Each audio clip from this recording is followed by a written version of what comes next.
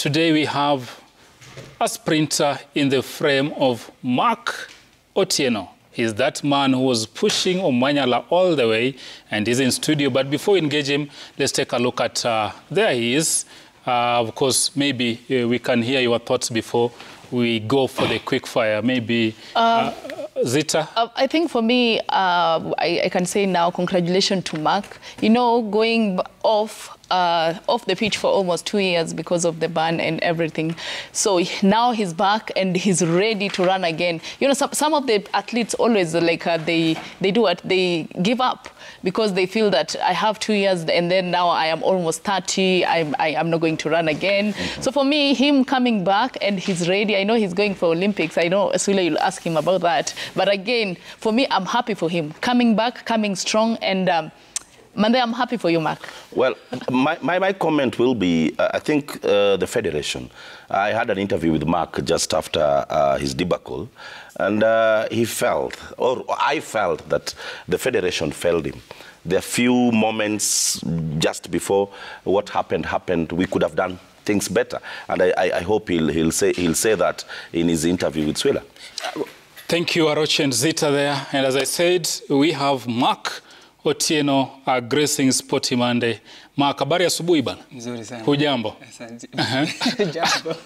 How do you feel today? I feel good. Yes, I'm looking forward to a new week. A new week? Yes. Probably before we go to the details, maybe you introduce yourself to the viewer. Who is Mark Otieno, apart from what we see sprinting on the track? Mark is a Christian, is a husband, and also is an athlete. He's an athlete and a husband. Yes. A husband of how many? You know, probably one wife. One wife. Okay. So, Mark, the big question, we are calling it the rise, the fall, and the rise. Let's go to Tokyo 2021, the delayed Olympics, rather.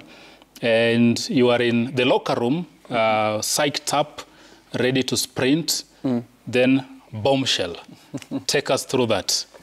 I think I'll say it's a moment that I think I'll never forget, because I was really psyched up, like as you have said. I had like 4 to 5 hours before my first race, and I knew that I was, I think, in heat 2 and I was in lane 1.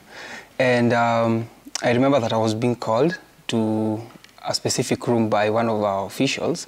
So me, I thought it was something different. But when I reached there, I had a feeling that, you know, when you enter a room and you can just sense the atmosphere, that something is off. Yeah, so, and just a few moments before we entered into another second room, so I went into my phone and then I read my email, then saw something written in caps that I've been suspended. So at that moment I felt crushed because I didn't know what to do, that I'm being suspended out of the Olympics, something that I've worked for the past 7 years. And I was just really looking forward to participating in that event, and just being answered question like if I did it intentionally or if I didn't do it intentionally. Of course, there were some things laid on the table, like there's 3 years and there was something that I can test sample B. Yeah. So you're here in the room, Mark, you are psyched up, all of a sudden you read an email, you're told you're suspended. It comes to a disappointment, and of course, I'm sure you're not alone. You're with your fellow athletes and Team Kenya officials. Paint that picture for us. How did you navigate that? What did the officials tell you? How was it? Well, you know, at that time, because officials can't interact with you, because also even with them, they don't know what to do. I think we need to kind of have such a discussion where if an athlete fails a test, what are the approach that you can do to help such an athlete? Because at times you can, you've been left alone. Even you yourself, you don't have any guidance. There's no lawyer around you. Because I remember there was a small hearing, I was asked, like, where did that substance come from? Because I explained to them, and if they would have let me run because it was a contamination case, then kesi badai. You see, something like that. So we need to, I believe something like that, we need to carry like a lawyer so that when such a scenario happens, there's someone who can defend you and see if such a case it's for an athlete either to participate or not. Yeah, and of course, I felt alone and I had to navigate through my emotions, through my feelings, just to wake up like around 3 a.m. to go eat. You know, you don't want to see people because you feel embarrassed and you feel like you've let the country down as well. And probably it's a roller coaster of emotions because you've prepared for over 2 years for this race. Yeah. The biggest stage as far as athletics is concerned. Then now you have to take the next plane to Nairobi. How long, how difficult was that flight? Because, you know, I remember, you know, the COVID, the rules that the guys in Japan placed was like, you can't stay more than 48 hours after your event. So my event was on a Saturday, Sunday, but I was coming home on Monday. So I traveled back with the rugby women because that's where I was slotting. Now coming back, it was difficult because I know that the media was waiting for me. They had questions. Yeah, they had questions, and the questions that they also had is the same questions that I also have, like of course, this thing where it came from. So when I reached, it was kind of a Jack Bauer thing where I was extracted out of the airport because there's a car that came behind at the runway. I told Ferdinand to bring my bags the next day just to pick my bags and transport them with an Uber the following day. So, and now, Mark, rather, 2 years out in the cold, you can't race, you're fighting emotions. There's a lot of public backlash, whichever way you want to call it. How have you been able to navigate the last 2 years just to retain that sanity and, of course, keep focus with the hope that I can race again because it was a 2-year suspension? Yeah. There was no much of a backlash because I can say it was like around 10% or 5%, but the 90% of Kenyans were behind my back. And also I had families and friends, and I have a good community, especially in my church, guys who supported me all through. And I can say that during those difficult moments, because of course there's emotion of things that you don't know, of course, how to navigate because you're still fighting your case. I was reading my Bible through, and God was also speaking to me that he got this situation covered. That's one thing that gave me hope. And of course, there are days where you wake up and you're like, when will this thing end? And of course, even my wife had my back because we were fighting this thing together. Yeah, so I'll say that there are days where you're happy, there are days where, of course, you're sad. So you had a very strong support around you. Yes, I had a very strong support. Helped you get through this. Yes. But now, Mark, we're happy for you because you're back now. We saw in the clips there, you've been hard at training. And probably now that you're back, what's your next goal? What's the immediate priority? I'll say there is a lot in store, especially come 2024. There's world relays, there's indoors, there's also the Olympics. I feel like I'm back in 2020 again. I feel like the past 2 years, it's like a COVID year. Now again, I'm back in 2021. So I'm out of the Olympics, then again I'm back in the same time in the Olympics. So I'm really looking forward to what God has in store for me, and I'm ready for what's coming up ahead. Well, Mark is a little bit spiritual. He reads the Bible, but he's still here with us. But let's go to Zita Jimoi on the scoreboard to break it down for us. Ziti. I almost said, Mark, thank you. Anyway, Sila, thank you so much. Sprinter is, Mark is 30 years old as per now. Sprinter Otieno, he's a 100 meters national champion. Again, in 2015, he clocked 10.1 seconds to become second for the trial for the champions in Belgium. And then in 2017, he set Kenyan record 10.14 seconds to win the national 10 meters title in Nairobi, earning a slot to 2017 World Championship.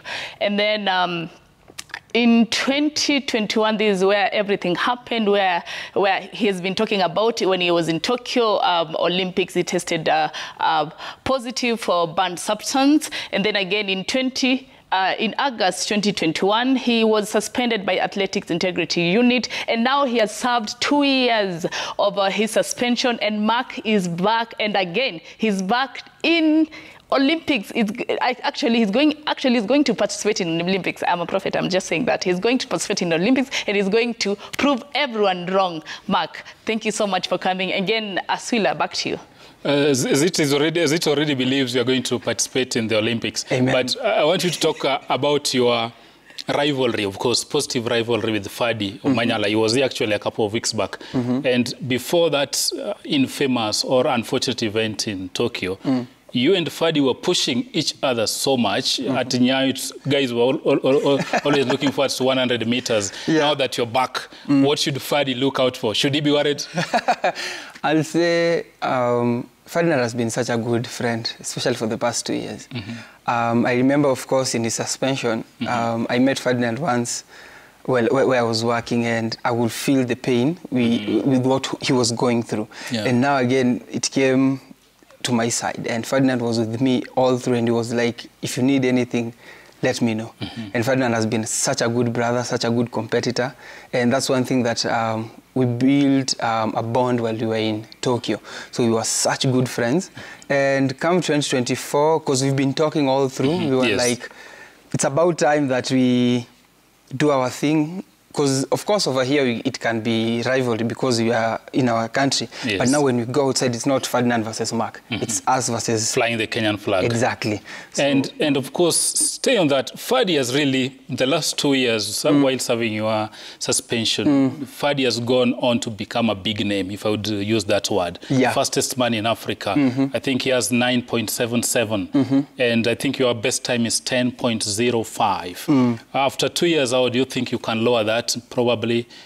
Well, like I said, I'm back and I want to have fun and I want to see what's in store. And I'm so happy that Ferdinand at 977. You know, when you raise the standard, you have to make people come to the standard.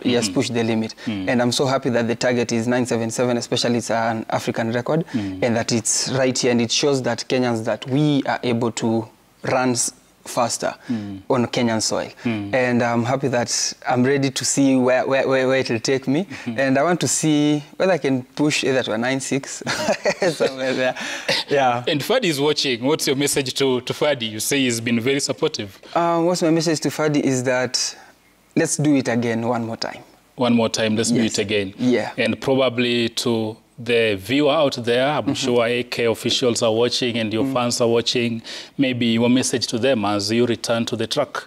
I promise that I'll do my level best, because this year, because I'm coming out of 2 years without competition, I want to reach at the Olympic finals. I know it's a big step, but it's faith. You know, faith can move mountains. So I just want to see where I'll reach, but I want to reach at the finals, and God willing, I want to medal. And when you win that medal, you'll be back here just again to address the nation. Yes. Finally, Mark Otieno, away from the rigorous training on the pitches and the tracks, what do you do to unwind?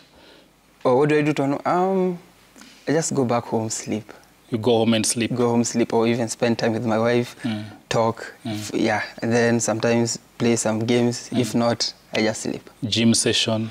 Gym session, sometimes it varies. No, but I don't unwind in gym. So what kind of food do athletes like you consume a lot just to keep your energy levels high and fitness level? Of course, you have to take more of carbs because of energy, more of protein because of muscle recovery. Avoid things like fried food, fat, wheat, because I've realized with, you know, as an athlete, you also have to study your body. Yes. Yeah, because I've realized me and sugar, we are good friends, but between me and my success, it's sugar that is my kryptonite. So, some samaki? Yeah, fish, yes. Okay. Yeah, fish, yes. You can make it? Fried. Okay. That's Mark Otieno, of course, one of our sprinters. He's back after serving his suspension. You tumble, you rise, and we hope he'll rise and win a medal, and we wish him well. Thanks very much, Mark, for making time for the program. You're welcome.